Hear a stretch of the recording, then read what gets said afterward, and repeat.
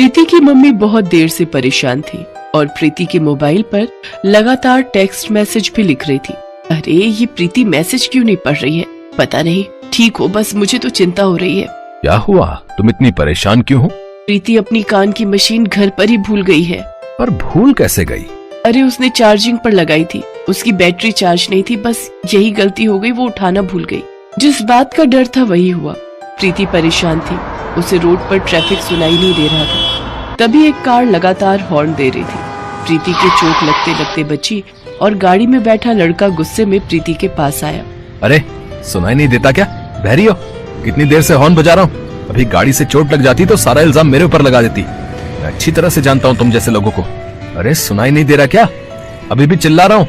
Sorry, आपने कुछ कहा?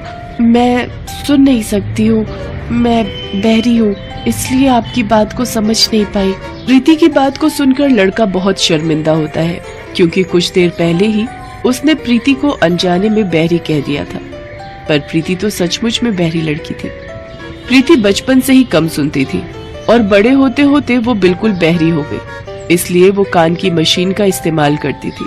प्रीति अपनी मम्मी का मैसेज पढ़ लेती है और उन्हें फोन मिलाती है और अपने ठीक होने के बारे में बताती है।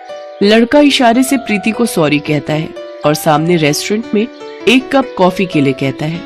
प्रीति को अपनी लाइफ में अपने माता पिता के बाद अनिल नाम का वो ऐसा लड़का मिला था जो उसके बहरेपन का मजाक न उड़ाकर बल्कि प्रीति की रिस्पेक्ट करता था।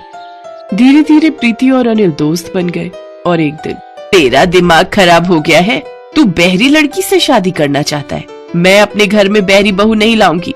भगवान ना करे, अगर मुझ में भी ऐसी कोई कमी होती, मैं बहरा होता और